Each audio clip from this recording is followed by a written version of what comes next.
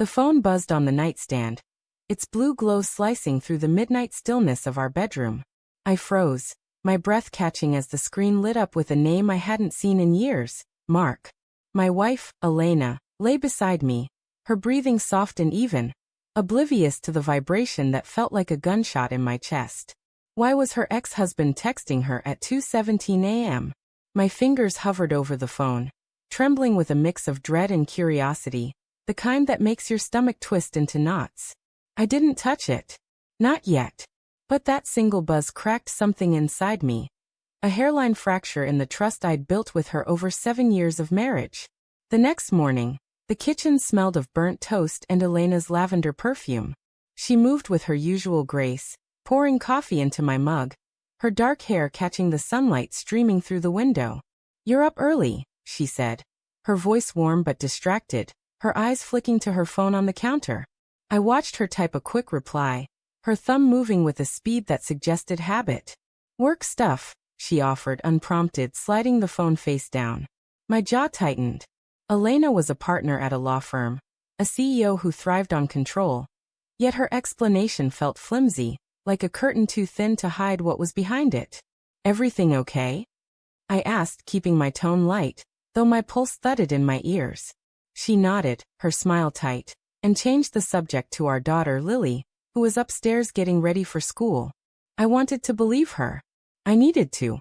But the memory of that late-night text gnawed at me, a splinter I couldn't ignore. Mark had been out of our lives since the divorce, a distant figure who co-parented Lily with clinical precision, scheduled visits, polite emails, nothing more. Or so I'd thought. Over the next week, the signs multiplied, small but sharp, like shards of glass underfoot. Elena's phone was never far from her hand, its screen angled away from me. She laughed off my questions about her late nights at the office, her voice a touch too bright, her eyes avoiding mine. One evening, I found her in the living room, staring at a photo of Lily on her phone, her expression soft but heavy with something I couldn't name. Guilt, maybe, or longing. "You okay?"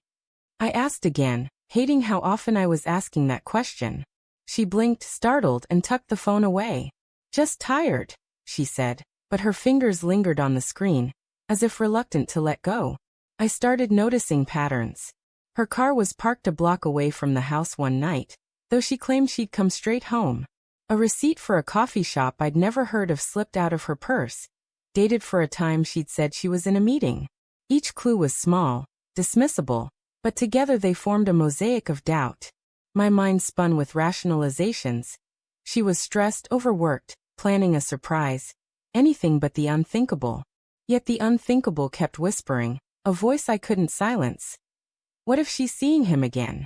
The fracture widened one rainy afternoon when I picked up Lily from school. She was 6, all pigtails and boundless energy, chattering about a fun weekend with her dad.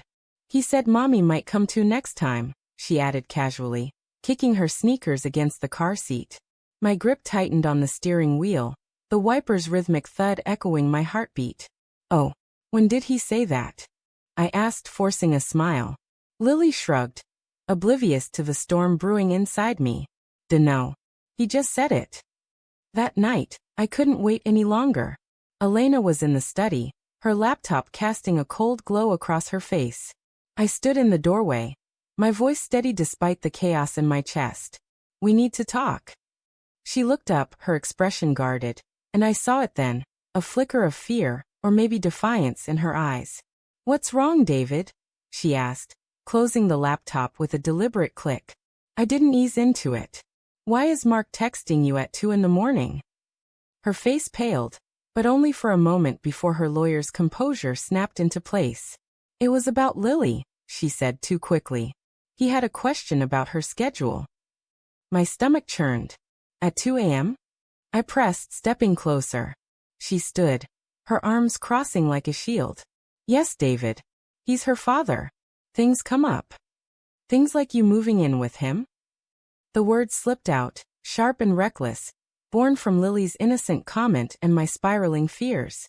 Elena's eyes widened, her lips parting as if to speak, but no words came. The silence was deafening, a confession in itself. My heart pounded, the room shrinking around us. "What did you say?" she whispered, her voice trembling now. Lily told me.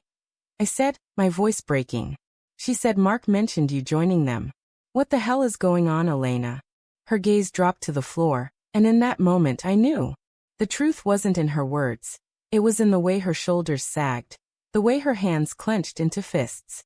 It's not what you think, she started, but I cut her off.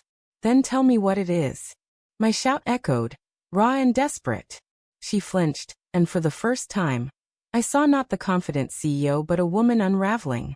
I was going to tell you, she said, her voice barely above a whisper. Mark and we've been talking. About Lily. About what's best for her. She swallowed, her eyes glistening. We think, it might be better if I move closer to him. To co-parent more effectively. The words hit like a physical blow, stealing my breath. Closer. I echoed, my voice hollow. You mean move in with him? She shook her head, but the denial felt weak. Not like that. It's for Lily. She needs both of us, and the distance, the back and forth, it's hard on her. Her words were rational, practiced, but they couldn't mask the truth I felt in my bones. This wasn't just about co-parenting. There was something else, something she wasn't saying. I stepped back, the room spinning. How long have you been planning this? I asked, my voice low, dangerous. She hesitated, and that pause was a knife twisting in my chest. A few months, she admitted, her voice breaking. I didn't want to hurt you, David. I love you. I don't know if I can keep doing this. Doing what? I demanded, my anger surging. Being married? Being with me? She didn't answer, and the silence was worse than any confession. I saw it all then, the late-night texts, the secretive glances, the coffee shop receipts. Not just planning, but longing. A pull back to a life she'd left behind, to a man she'd once loved. Maybe still did. I turned away, unable to look at her. The study's walls, lined with her law books and our wedding photos, felt like a mockery. David, please, she said, reaching for me, but I pulled away. I haven't decided anything, she pleaded. I'm just confused. I don't want to lose you. But she already had. The fracture was complete, the trust shattered beyond repair. I walked out of the study, her sobs echoing behind me, and stood in the hallway, staring at Lily's bedroom door. My daughter, the one constant in this storm, was asleep, unaware of the wreckage unfolding. I wanted to scream, to break something, but instead, I sank to the floor, my head in my hands. The next morning, Elena was gone. A note on the kitchen counter said she needed time to think, to figure out what was best for Lily. For us. But I knew the truth. She was with him, testing the waters of a life she thought she'd left behind. The betrayal wasn't just in her leaving.